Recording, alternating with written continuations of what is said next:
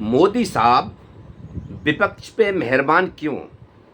11 साल के बाद क्यों आई विपक्ष की याद? क्यों इतना प्यार बरसाया विपक्ष के ऊपर?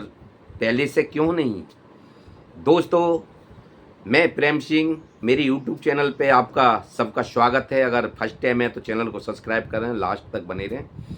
इसी विषय में बात करेंगे। मोदी साहब ने जो आज दिखा रहे हैं विपक्ष के लिए अपना इतना प्यार और अपना इतना संग, जबकि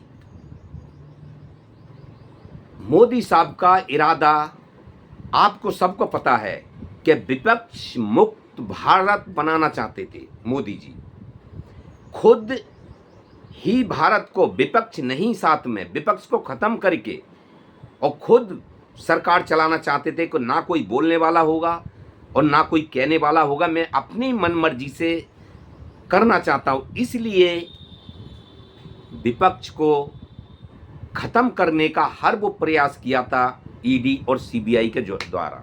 आपको सबको पता है कि बिगर 1 रुपए की रिश्वत के, बिगर 1 रुपए की रिकवरी के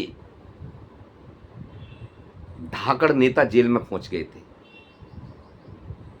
सबसे बड़ी बात, सीएम से जेल में पहुंच गए थे।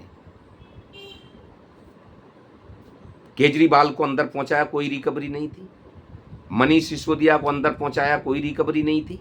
पूरी तरह पार्टी को खत्म करना चाहते थे मोदी साहब। आप पार्टी के लिए पूरी आप पार्टी रैली से लेके गलियारे तक, गली से संसद तक, ये उनकी आवाज गूंजती थी कि मोदी जी हमें आप पार्टी को खत्म करना चाहते हैं। झारखंड में सोरेन जी को कोई रिकवरी नहीं थी, जेल पहुंचा दिया था। संजय सिंह को और भी जो भी हैं बहुत सारे, जिनको वो खत्म करना चाहते थे, विपक्ष को खत्म करना चाहते थे। कहने का मतलब विपक्ष मुक्त भारत बनाना चाहते थे। लेकिन अचानक मोदी जी को यू टर्न क्यों लेना पड़ा? क्या आगे से, क्या देश विदेश में, क्या विदेश में मोदी जी को अपनी कोई कमजोरी नजर आई है, या अपने आप को कोई कमजोर महसूस कर रहे हैं कि मेरे जो विपक्ष साथ नहीं है तो क्या मुझे कोई विदेशी उड़ाने की, दबाव डालने की कोशिश कर रहा है? तो कैसे मोदी जी को याद आई 11 साल के बाद, 2014 के बाद आज तक नहीं आई? क्योंकि आज दिल्ली में सीएम कॉन्फ्रेंस मीटिंग थी, जिसमें सभी विपक्ष सीएम को, सभी को बुलाया गया, बाकायदा दावत दी गई थी और बुलाया। मोदी साहब उसमें किसी भी मीटिंग में उपस्थित नहीं होते हैं, या किसी भी मीटिंग में जहां सर्वदलीय बैठक थी, इतनी जरूरी बैठक थी, उसमें भी मोदी साहब उपस्थित नहीं थे। लेकिन आज दिल्ली में सीएम की जो कॉन्फ्रेंस मीटिंग थी, उसमें मोदी साहब मौजूद थे। और उसके बाद जो मोदी जी ने जो उनके सामने प्रस्ताव और सबको गले लगाते हुए, सबको के बीच में प्यार बांटते हुए अपना एक संदेश दिया कि सब मिलकर टीम इंडिया बनाना चाहते हैं। सबको एक साथ में मिलकर टीम इंडिया। तो दोस्तों, मोदी जी में क्यों, कैसे बदलाव आया? उनकी राजनीति खुद भाजपा नहीं समझ पा रही। मोदी जी की राजनीति खुद भाजपा नहीं समझ पा रही।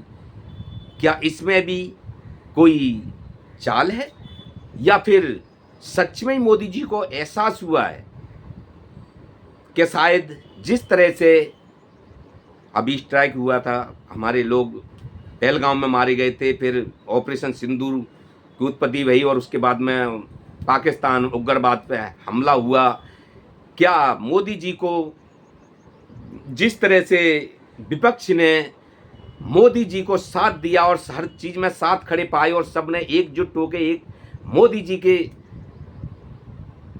समर्थन में सब हो गए थे, तो क्या मोदी जी को ये अंदर से कुछ चेंजिंग आई इसको देख के कि मैं विपक्ष के खिलाफ रहता हूं और विपक्ष मेरा हर मुसीबत में, जो देश में मुसीबत आती है उसमें खड़ा होता है मेरे साथ?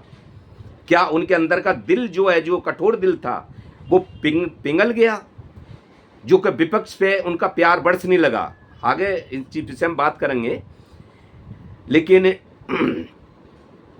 दूसरी बात, जिस तरह से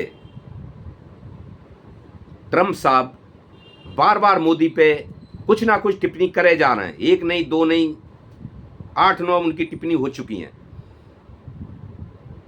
जब से जो पहलगांव कांड हुआ है, जब से उसके बाद में जो उग्रवाद, पाकिस्तान उग्रवाद पे हमला हुआ है, जब उसके बाद में उनकी लगातार टिप्पणी कुछ ना कुछ आ ही रही है निकल के, क्योंकि क्या मोदी साहब को ये एहसास हो रहा है कि मैं विपक्ष को छोड़ के शायद अकेला मजबूत नहीं हूं, विपक्ष के साथ ही रह के मजबूत है। क्योंकि एक उंगली कभी मजबूत नहीं होती। जब हमारा पंजा बन जाता है तो वो मजबूत इतना बन जाता है कि वो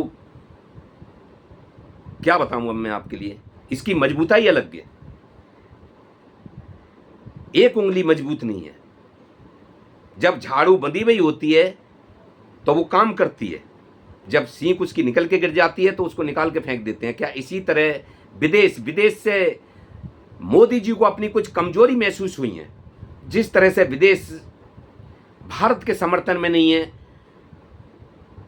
देखा था अभी स्ट्राइक जो हुआ था पाकिस्तान पे, देख लिया ऑपरेशन सिंदूर में, कोई भी खुल के भारत के साथ नहीं खड़ा था। क्या यहाँ पे मोदी जी ने अपनी कुछ कमजोरियां महसूस करी हैं? क्या आपने आपको नर्वसता महसूस करी है कि भरी मुट्ठी लाख की और खुली मुट्ठी खाक की? तो दोस्तों, क्या सवाल ये उठता है कि जो मीटिंग भई दिल्ली में, जिस पे मोदी जी ने स्वयं रहते हुए उपस्थित और जिनको वो तोड़ना चाहते थे, उन सीओम को खत्म करना चाहते थे, जिस विपक्ष को बिल्कुल खत्म करना चाहते थे, स्टेलिन रहने दो या फिर भगवान मान रहने दो, पंजाब से, झारखंड से रहने दो सोरेन, हेमंत सोरेन, पंजाब को हर हालत में खत्म करना चाहते हैं आम आदमी पार्टी से, स्टेलिन की सरकार को खत्म करना चाहते हैं, उनका 36 का आंकड़ा रहता है। भगवान मान से 36 का आंकड़ा रहता है। कभी उन्होंने फेस टू फेस से बात नहीं करी होगी ढंग से, कहने का मतलब वो जो आज के प्यार से। तो दोस्तों, ठीक है, शायद मोदी जी को एहसास हुआ है या फिर इसमें भी कोई रणनीति है उनकी, तो मोदी जी के अंदर क्या चल रहा है वो तो मोदी जी समझें, लेकिन विपक्ष को थोड़ी देर कोई अच्छा लगा हो, लेकिन अच्छा तो लगा है। लेकिन आगे अगर मोदी जी का कोई इस पे रणनीति या राजनीति निकल के आती है और उसको फिर वापस इसमें भी कोई धोखा होता है उनके साथ, तो मोदी जी से विश्वास हमेशा के लिए विपक्ष का टूटेगा। मैं तो चाहता हूं सब मिलके सरकार चलाएं और सब मिलके रहें। मोदी जी भी हमारे अच्छे हैं। चारों धाम में ऐसा प्रधानमंत्री नहीं है, देश विदेश में इतना स्ट्रांग प्रधानमंत्री नहीं है। हमारे देश विदेश से मोदी जी का डंका है।